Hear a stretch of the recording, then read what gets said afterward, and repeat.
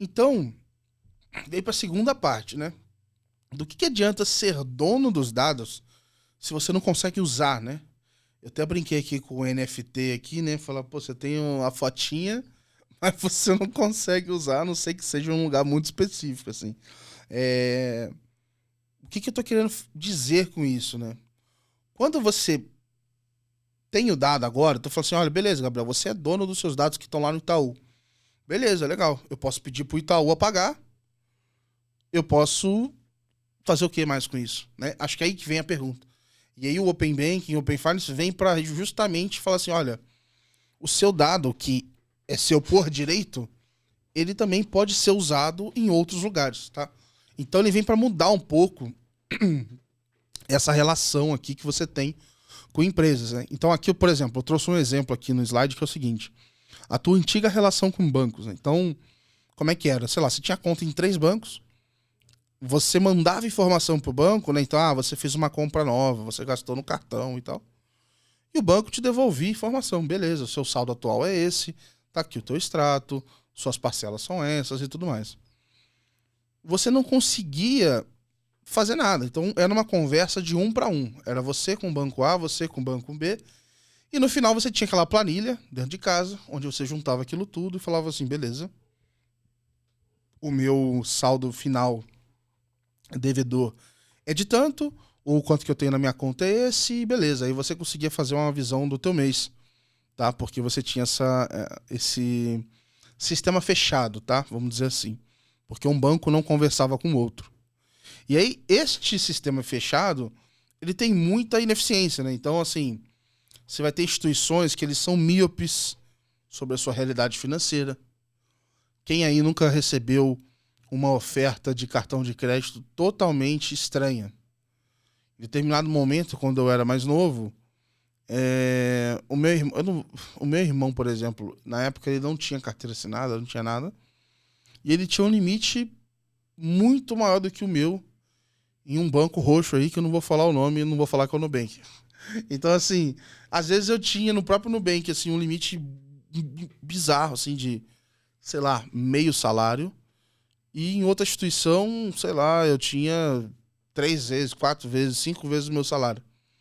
E mesmo mandando informação, falando, eu queria mais limite e tal, eu não conseguia essa informação. Obviamente, o Nubank pode ter avaliado outros riscos, etc., mas não é de se desprezar a quantidade de pessoas que não tem um limite ajustado, né, um limite correto, que pode ser tanto para cima ou para baixo, com uma informação mais precisa. Então, talvez se o Nubank tivesse mais informações, ele poderia ter dado um limite melhor. Então, aqui eu coloquei alguns outros tópicos, né? Então, por exemplo, você tem que esperar meses para ganhar um limite numa instituição, porque ela está criando um histórico seu, né? Então, você vai sair, ela vai entender o teu comportamento, se você é um bom pagador, se não é. No mundo PJ é muito comum você ouvir falar de contas para esquentar uma relação.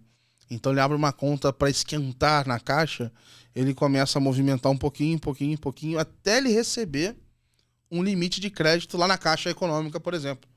Então, porque ele já sabe que se ele chegar do dia para noite e falar assim, ei, Caixa, eu quero abrir uma conta aí, tem crédito para mim? Grande chance dele ouvir um não. Então, esse negócio acontece.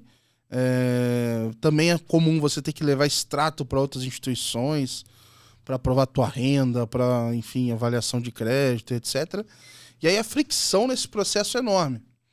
Então, pô, imagina, você tem que ir lá, aí tu comprova pelo Olerite, imprime 3 vias, faz não sei o quê, tudo isso para você alugar um apartamento, uma moradia e tudo mais. Então, assim, esses são só alguns exemplos aqui, não tem nada de exaustivo, mas é para ilustrar o que o sistema fechado implica, né?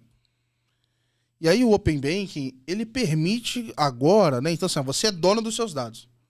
Agora você pode levar esses dados para outros lugares. Esse que é um negócio louco, assim. Então, esse dado que você tinha dificuldade, que você tinha que imprimir o extrato, que você tinha que plantar bananeira, pedir, pelo amor de Deus, para pegar esse dado em um lugar e levar no outro e rezar para que nesse outro lugar ele conseguisse entender esse dado que você trouxe para ele, agora você consegue fazer. Essa é a lógica do Open Banking, tá? Então a gente está pegando relações entre bancos e criando tubos entre eles ali para que eles consigam se conversar e eles consigam também ter uma mesma linguagem, tá? Então, por exemplo, quando a gente fala de um cartão de crédito, o que é comum a um cartão de crédito? Você tem um limite, você tem o valor do limite que já está consumido, você tem valor em parcelas, você tem pagamento em atraso, você tem juros, você tem imposto, você tem compras no exterior e etc. Tudo isso que eu estou falando são variáveis que tem que ser criado um padrão para que as instituições consigam se comunicar. E aí o banco A saiba que o limite do banco B de 5 mil quer dizer para ele também limite, né? Então não é só despejar uma montoeira de dados. Então você pensa que para cada produto esse negócio vai complicando. Então, sei lá, você tem produto de crédito, você tem um crédito pessoal, você tem um crédito com garantia, você tem um crédito consignado, você tem vários produtos diferentes, financiamento imobiliário e por aí vai. Imagina seguro. Seguro tem tudo que é tipo de seguro. Mas você consegue padronizar, porque ele tem um prêmio, ele tem algumas coisas ali que você consegue entender. Então, o Open Banking, no final do dia, ele cria esses tubos, essas conexões entre bancos e cria essa nova língua, esses padrões, para que os bancos consigam se comunicar, tá? Então, quando a gente fala de tubo, a gente está falando das APIs, que é a forma tecnológica, né, deles se conversarem, e a linguagem em si são os padrões que são definidos em convenções e etc. Então, quando a gente fala do escopo de dados do Open Banking, quando a gente fala das variáveis que estão envolvidas e etc., a gente está falando desse padrão. Então, um banco... Pode parecer idiota isso, mas, por exemplo, tem instituição que, quando anota um valor, na base de dados está registrado até a terceira casa decimal. Tem instituição que está até a quarta, só tem duas. Isso tudo afeta, entendeu? Então, se você tem um sistema que era um sistema fechado, que estava rodando por anos, com duas casas decimais, e agora o pessoal falou, o novo padrão do mercado são 3, tá? Você tem que se adequar. Chacoalha tudo, porque ele vai mexer ali, quando ele muda um sistema, isso afeta um outro sistema dele, que afeta um outro, afeta um outro. Então, é uma gestão de mudança importante. Então, fazer essa comunicação, essas linhas azuis que estão aqui no slide, não é um negócio trivial, tá? Não é mesmo. Tá? Quais são as possibilidades, né? Então, agora, você consegue levar os dados do banco A para o banco B e buscar uma oferta melhor. Falar, o Bradesco, o Itaú, você tá falando que eu só posso ter... Eu tô usando um cartão de crédito que é o mais fácil, assim, de entender, né? Você tá falando que o meu limite é só R$1.000? Então tá bom. Eu vou lá no Nubank e vou falar com ele. Nubank, dá uma olhadinha no meu histórico aí, vê o que você pode fazer por mim. Ele vai falar, pô, beleza, eu consigo te dar mais limite, e aí você vai lá e troca de banco. Ou você fala o seguinte também, não posso fazer nada. Então você fica com 1.000 e lambe os beijos.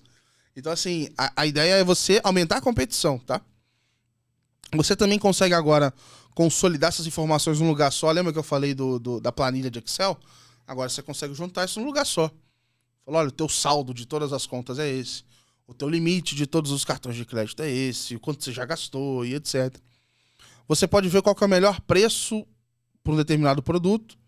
Então, qual que é a sua melhor oferta, né? Então, eu vou olhar o seguinte. Esse é o meu sonho, inclusive, tá? Acho que não tem ninguém fazendo isso 100% ainda. Mas, por exemplo, eu quero fazer um financiamento imobiliário. Eu quero comprar um móvel, um imóvel, uma casa. Eu vou lá e falo o seguinte, tá aqui meus dados. Briguem aí, entendeu? A instituição A vai ler, vai fazer uma oferta, a instituição B vai fazer outra, C e por aí vai. E no final eu vejo qual que é mais condizente aqui, que faz mais sentido pro meu perfil. Mas eles vão conseguir fazer uma oferta avaliando os meus dados. Ele vai saber o meu histórico. Ele vai fazer uma oferta para o Gabriel e não simplesmente por um CPF aleatório, entendeu? E aí esse negócio é muito louco porque outros players que nem são o core do banco, tipo o Google, sei lá quem, eles vão poder pegar esses dados e oferecer uma experiência muito legal, diferente para as pessoas. Quem aí, por exemplo, você gosta lá do Google, do Gmail e etc. Eu pelo menos gosto, né? Mas aí você quer usar Imagina que o Google vem e fala assim, Gabriel, eu vou pegar todos os seus dados financeiros e vou te mostrar aqui de uma forma bem legal, padrão Google de qualidade. Você não vai querer olhar? Pelo menos para ver se te faz sentido? Acho que é um negócio que é um caminho que não tem como voltar, sabe? Então, esse é o poder, assim, desse sistema aberto.